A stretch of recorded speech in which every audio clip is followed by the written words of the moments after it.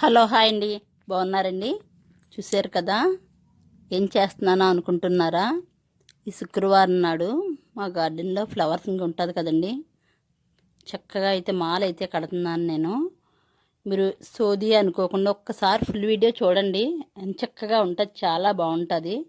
మనకి ఇలాంటి red colour గుత్తు పూలు కాస్తాయి కదండి, ఈ ఫ్లవర్స్ని మనం అలా గుత్తుల్లా పెట్టకుండా ఈ విధంగా కూడా మాల కట్టి చక్కగా ఫొటోస్కి అయితే వేసుకోవచ్చండి. అంతేకాదు మనం కూడా చక్కగా తలలో పెట్టుకున్న రెడ్ కలర్ కనకంబరం లాగైతే ఉంటాయి. మాల అయితే ఈ విధంగా కట్టుకోవాలండి. చూడండి, నేనైతే ఇంకా మాల చాలా దూరంగా అయితే కట్టాను. నేను దగ్గరికి అయితే ఇంక మరీ ముద్ద కింద ఉంటుందని చెప్పి కొంచెం లైట్గా కట్టాను. చూశారు కదా మాల ఎంత చక్కగా ఉన్నదో. రెడ్ కలర్ మాల ఈ విధంగా కూడా మనం అమ్మవారి ఫోటోకి అయితే వేయచ్చు. చాలా చాలా చక్కగా అయితే ఉంటుంది. చూడండి ఎంత చక్కగా అయితే ఉన్నదో. మనం ఇలా పల్చగా కట్టుకోవాలి. అంతేకాదండి, మీకు చూపిస్తుంటాను నేను. చాలా చాలా వీడియోస్ అయితే ఉన్నాయి. సబ్స్క్రైబ్ చేసుకోలేని వారు ఎవరైనా ఉంటే కనుక చేసుకోండి, సబ్స్క్రైబ్ చేయండి, లైక్ చేయండి, కామెంట్ పెట్టండి. చూసారు కదా ఈ విధంగా అమ్మవారికి అయితే మనం చక్కగా అమ్మవారికి అయితే అలంకారం చేసుకోవచ్చు. అంతేకాదండి, ఇలాగ వేసుకోవచ్చు చక్కగా. అమ్మవారి ఫోటోలకి కూడా చక్కగా చూశారు కదా ఈ విధంగా కూడా అలంకారం అయితే చేయొచ్చు. ఈ శుక్రవారం నాడు అయితే ఆషాఢ మాసం కదండి, అమ్మవారికి రెడ్ కలర్ అంటే చాలా ఇష్టం కదా. ఈ విధంగా అయితే నన్ను మాల అయితే కట్టి వేసాను నేను. చూడండి, వర్షం ఒకటి కదండి, చాలా వర్షం అయితే వస్తున్నది. ఈ వర్షంలోనే ఫ్లవర్స్ అన్నీ కూడా కోసాను నేను. మందారాలు చూశారు కదా ఎంత చక్కగా ఎలా కాస్తున్నాయో వర్షానికి. చాలా చక్కగా చాలా ఎక్కువ మందారాలు అయితే కాస్తాయండి మా గార్డెన్లో. చూసారు కదా ఎన్ని ఫ్లవర్స్ అయితే కాసినాయో.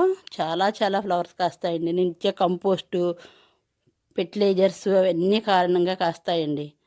మీకు ఫుల్ వీడియోలో పెడుతున్నాను నేను. ప్రతిదీ కూడా వీడియోలో నేను మొక్కలకి ఎలాంటి కంపోస్ట్ ఇస్తున్నాను అన్నది కూడా మీకు వీడియోస్ పెడుతున్నాను నేను.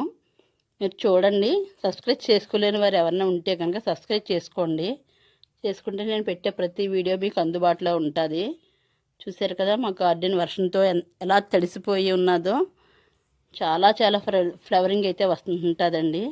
చూడండి, మొత్తం గార్డెన్ అంతా కూడా వర్షానికి ఈ విధంగా ఉన్నది. చూడండి, ఫ్లవర్స్ అయితే ప్రతిరోజు నేను ఇన్ని రకాల ఫ్లవర్స్ అయితే కాస్తాయండి మా గార్డెన్లో. ప్రతిరోజు ప్రతి నిత్యం కూడా కోస్తాను నేను ఫ్లవర్స్. చూశారు కదా చాలా చాలా రకాలు అయితే కాస్తాయండి. వర్షం అన్నీ వదిలేసానంటే కనుక ఫ్లవర్స్ అన్నీ కూడా వేస్ట్గా తడిసిపోయిపోతాయి. అందుకు నేను వర్షం అయినా సరే వెళ్ళి ఉదయాన్నే కోసి తీసుకొస్తానండి. చూడండి, మీకైతే చూపిస్తున్నాను నేను ఎన్ని రకాలు కాస్తున్నాయో. నేను ఇచ్చే ఫెర్టిలైజర్స్, కంపోస్ట్ వాటరేనండి మెయిన్ పాయింట్. ఆ వీడియోస్ చాలా పెట్టాను నేను. చూడండి, చాలా ఫ్లవర్స్ అయితే ఇంకా చాలా తక్కువ కాస్తున్నాయండి. ఇంకా చాలా ఎక్కువ కాసేవి. నేను చాలా మొక్కలైతే కాసిన మొక్కలైతే తీసేసాను కూడా. చాలా చాలా మొక్కలు తీసేసాను.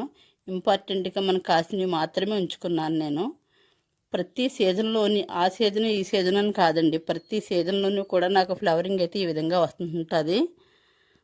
చూసారు కదా మందారాలు ఏంటి, ఎల్లో కలర్ ఫ్లవర్స్ ఏంటి, చాలా చాలా ఫ్లవర్స్ అయితే కాస్తాయండి. ప్రతిదీ కూడా నేను కొమ్మ మాత్రమే వేసాను. ఎలాంటి మొక్కలో కూడా కొనలేదు అసలానే. నేనైతే కొనను కూడానండి. చూసారు కదా గార్డెన్లో. అంతేకాదండి, హెయిర్కి కూడా కావలసినవి తీసుకున్నాను నేను. కరివేపాకు, కలబంద అవి కూడా తీసుకున్నాను. మల్లెలు చూసారు కదా ఎన్ని మల్లెలు కాసినాయో. ఉదయం విడిచిన తర్వాత కోస్తానండి నేనైతేనే. ఈవినింగ్ కన్నానే ఉదయం విడిస్తే చాలా బాగుంటాయి, మంచి స్మెల్ తోటని.